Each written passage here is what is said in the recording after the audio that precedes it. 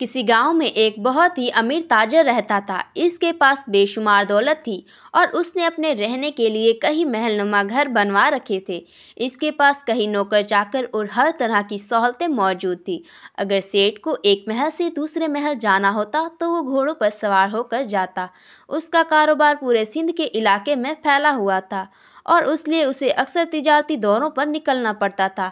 लेकिन सेठ हमेशा उन दौरों पर अकेला जाता, किसी नौकर या दूसरे आदमी को नहीं ले जाता साथ में।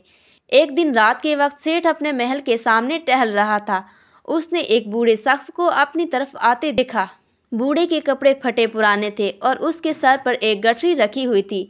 जैसे ही उस बूढ़े ने सेठ को देखा, उसने गठरी जमीन पर रख दी और हाथ जोड़कर कहा, जनाब मैं बहुत ही थका हुआ हूँ, अगर आप इजाज़त दें तो यहाँ पर एक रात गुजार लूँ।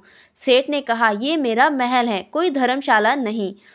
तो बूढ़े ने कहा, मैं सिर्फ आपके इस्तबल के सामने सो जाऊंगा और सुबह होते ही यहाँ से चला जाऊंगा। लेकिन सेठ ने कहा, हमें क्या पता कि तुम कौन हो सकता है कि तुम रात को कुछ चुरा कर भाग जाओ। ये सुनकर बूढ़े ने अपने कानों को हाथ लगाया और नमस्ते कहकर अपनी गठरी उठाई और वहां से चला गया। रात अंधेरी थी, बादल छाए हुए थे और हवाएं तेज चल रही थी। बूढ़ा बहुत ही थका हुआ था, लेकिन सेठ की बातों ने उसे इतना दुखी किया कि वो किसी और के पास भी मदद के लिए नहीं गया। बारिश होने लगी, लेकिन बूढ़ा अपने रास्ते पर चला रहा। कुछ दिनों बाद सेठ अपने दोस्तों और नौकरों के साथ शिकार के लिए जंगल गया। शिकार करते हुए उसका घोड़ा एक हिरन के पीछे दौड़ने लगा और सेठ अपने साथियों से दूर हो गया। जंगल घना था और रास्ता भूलने की वजह से सेठ कई घंटों तक भटकता रहा। रात हो गई, आंधी चलने लगी और सेठ बहुत परेशान हो गया। आखिरकार वो एक दरख्त के नीचे बैठ गया। आंधी के थमने के बाद उसने देखा कि उसका घोड़ा गायब हो चुका है। सेठ को बहुत अफसोस हुआ, क्योंकि वो घोड़ा उसने बहुत महंगे दामों से खरीदा था।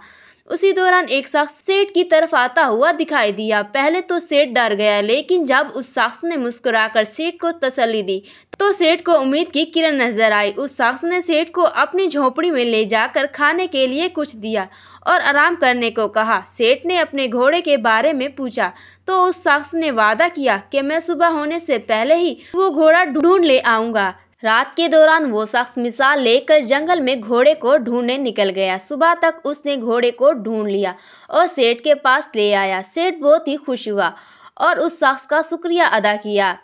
सेठ ने उस शख्स के वालिद से मिलने की ख्वाहिश जाहिर की, लेकिन जब वो आया तो सेठ ने पहचान लिया कि ये वही बूढ़ा है जिसने उसके महल के सामने पनाह मांगी थी। सेठ बहुत ही शर्मिंदा हुआ और उस बूढ़े से माफ़ी मांगी। बूढ़े ने कहा, मुझे आपसे कोई शिकायत नहीं है, आपकी माफ़ी की ज़रूरत नहीं है। लेकिन सेठ के दिल पर इस बात का बहुत ही गहरा असर हुआ। इस वाक़ये के बाद सेठ का दिल बदल गया। वो ना सिर्फ दुखी और गरीब लोगों की मदद करने लगा, बल्कि अपने दरवाजे पर आने वाले हर मेहमान की इज्जत और खिदमत करने लगा। दोस्तों, ये कहानी हमें सिखाती है कि इंसानियत से बढ़कर कुछ नहीं है। उम्मीद है कि आपको ये कहानी पसंद आई होगी।